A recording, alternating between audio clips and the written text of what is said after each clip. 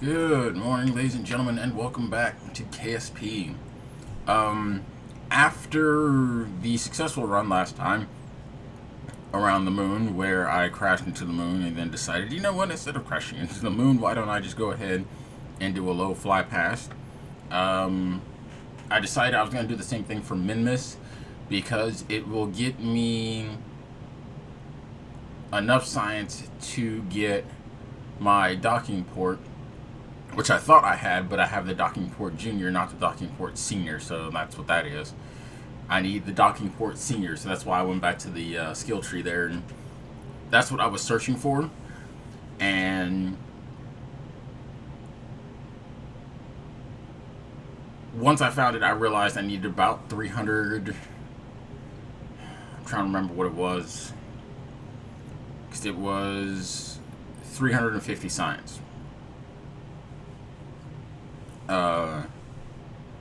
Was it 350 or 250? No, it was 250. Because it was 160 and 90, so yeah, 250. I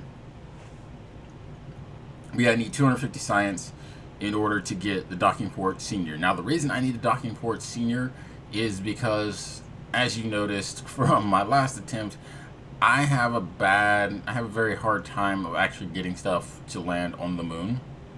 So, what I'm going to do instead is, because I have this nasty tendency to run out of fuel just doing normal transfers, I'm going to rebuild my lab. Yeah. I haven't decided if I want to do the whole lab build in one video and then just do, it would be one video, but it's going to be fairly lengthy. I might go ahead and just do commentary during it, just to kind of help cut down on the commentary I have to do here, because doing the commentary here requires me, for this video, it's about very nearly 16 minutes. It's like, well, it's a little over 16 minutes, yeah. Worth of commentary that I have to do over the video in post. Also, you guys miss out on all the nice music and all that stuff that is generally playing in the background while I'm doing all this stuff. Now, there is a flaw with this rocket, right, which is not quickly apparent, but if you notice on the side of the lander can, there are no solar panels like I normally put on the side of these things. That's because I forgot to put the solar panels on. Fortunately, this thing's got like 900 electric charge, so we ended up cutting it pretty close when it came to the electricity. But as far as the fuel went, we were actually not only able to get out to Minmus, but I was also able to get rid of all of the debris. I still need to get rid of that one that I keep seeing floating around, so I'm gonna have to do that next time. Yeah, so that's what this turn is me trying to slow this thing down enough to jettison that bottom section into orbit, so that way it collides with the planet. Now, unfortunately, I actually should have pointed like vertical when I jettison that, so that way, A, it would still have the same orbit, but B, it wouldn't be like right behind me. And then it's just the usual, you guys have seen me do this before, the transfer out to Minmus. So, yeah, I said just, it occurred to me that maybe I might be able to get, because I'd already done the moon. I'd done a low fly of the moon, and when I did the low fly of the moon, I was like, aha. So other than my fuel concerns, I don't have too many other issues getting out to these planetary bodies, save maybe for, well, no, it's really just fuel. So that's why I need the lab section. That's why I need the space station. And so that way I can have some place where once the rocket is in orbit, I can refuel and no, refuel. So I'm thinking what I'm going to do is I'm going to do sort of like a transfer system where the lab will have detachable fuel tanks. The space station will have detachable fuel tanks, and I can just take the whole fuel tank out there. So regardless of... So that way I don't have to worry about making sure to have enough fuel to get back. Because that tends to happen with me a lot. Is I usually end up making it, but I usually only end up just making it. And then I have to do orbital braking maneuvers in order to get myself into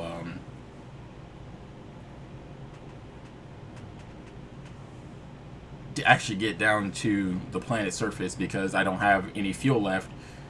And at least I was at least smart enough to realize that I needed to put my orbit within the atmosphere. As you will see here, I obviously didn't go far enough down, and I ended up having to do a whole bunch of rotations just to get my orbit far enough. But then again, I wasted so much fuel, like right there. See, and that was another thing too. It was like I shouldn't have just dumped that. I should have like maneuvered a little bit better. So, but yeah, basically what I was doing there was I was trying to make sure that that piece would collide with the atmosphere. So, and then it was a simple case. I was trying to figure out also if there was a way that I could do a quick slingshot around and then get back without, you know, going into an orbit. But it actually turned out that I could go into an orbit and still be able to make it back with more than enough fuel. So, well, I won't say more than enough fuel, but with enough fuel.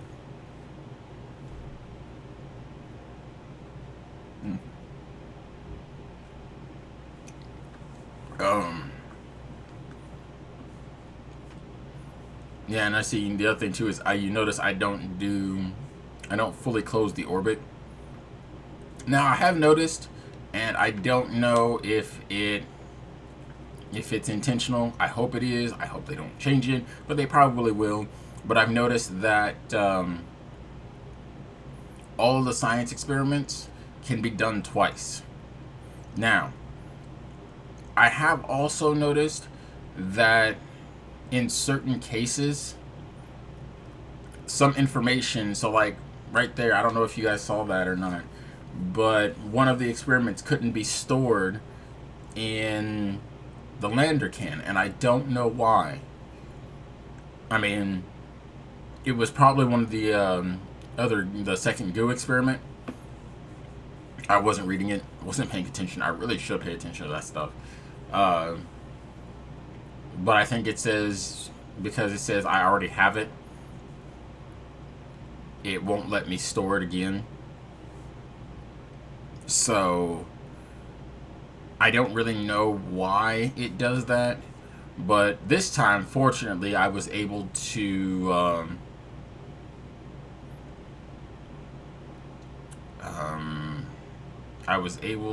store it in the module. Because the last time I stored it in the module, and then when I went to when it said that I didn't have enough space and I went to go put it in the lander can, it ended up saying that I didn't have enough space in the lander can either to store it. So I don't know exactly what happened there, but yeah, this is the spot where I literally wasted the most fuel, because I hit the Z key, or Z for you British types, and yeah, it kicks it up to full throttle, and I didn't want to go to full throttle. I wanted to kind of stay lightly within the atmosphere enough to slow down and have enough fuel to get to the periapse and slow down at the periapse. However, that's not what happened. I hit the Z key, and that thing went straight into the planet. So I ended up having to burn a whole bunch of fuel unnecessarily, just so I can get myself in a slightly higher orbit that would not result in me colliding with the planet. Also, because I don't have a heat shield on this thing, and yeah, what you're about to witness really should not happen without a heat shield. Yeah. The next few minutes of this video are literally nothing but me just trying to get my orbit down. You can clearly see there how much fuel I have left. And the reason I'm not using that is because... Oh wait, I did use it. Yeah, I used it all up. I was trying... I thought this was the one where I was trying to save it for... save the fuel for landing. But I also might have just given up. But yeah, as you can see, my electrical charge is running dangerously low. So I did the best I could to try and keep this thing pointing retrograde. But as you can see, it really does have a nose down tendency. I'm not the happiest with that, but you know, there are some things we can and some things we can't control. Now, I did luck out once again and manage to get in an inclination that put the craft in, like, I'd say about a good 80% over land. So I had a 20% chance of hitting the sea. At this point, I really didn't care. I was hoping that the parachutes would slow down enough so that the impact speed would be sufficient enough so that I could land in the water without having to... So yeah, that's what I was checking right there, was checking to make sure that I was actually going to be able to hit land, if I was going to hit land or sea. But more parachutes is never a problem. However, what is a problem is the fact that you'll notice later on when the craft is coming down that it's kind of tilted. And that's because, once again, one of my parachutes burned off. Now, I could have alleviated this problem by having solar panels and keeping the stupid stability control on, but as you know, the stability control seems to draw power. But only in certain cases.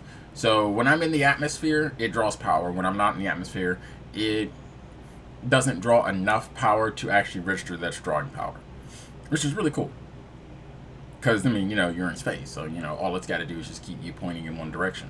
Or keep you stable. So, yay. But,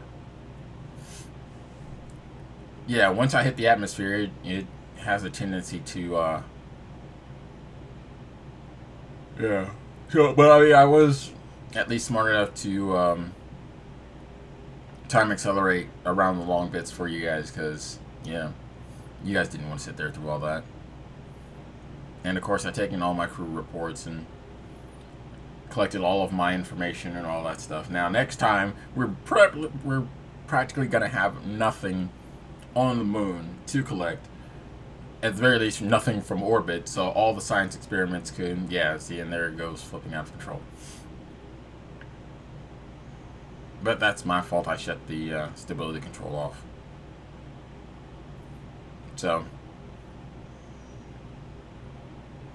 but, yeah,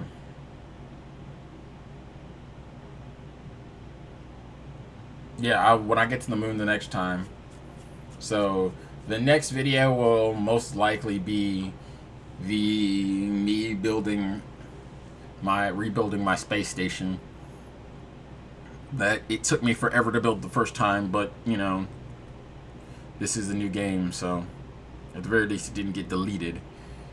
You know, I actually did start a new game, so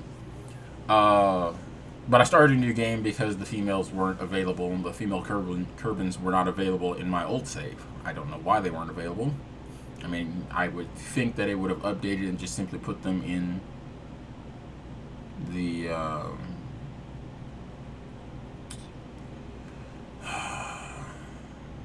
I don't even remember the name of the place. It's not the administrative building, I know that much. But it's the science building. There we go. So, at this point, I was trying to determine, because I mean, we're so close to land. So close to land that I was trying to figure out if I'd actually be able to make landfall. And I was trying to do everything in my power to make sure I make landfall. And this happened. Now, you can tell easily when you're in the danger zone by how bright the coloration is, and that was pretty bright. So something got damaged, and fortunately it was just one of the parachutes. Unfortunately, it was one of the parachutes. And I opened those parachutes way too soon, because I ended up hitting the mountainside, which was very, very dangerous. Yeah. So, that's it, guys. I'm going to spin this, collect this stuff, and to that, I'm going to say, sayonara.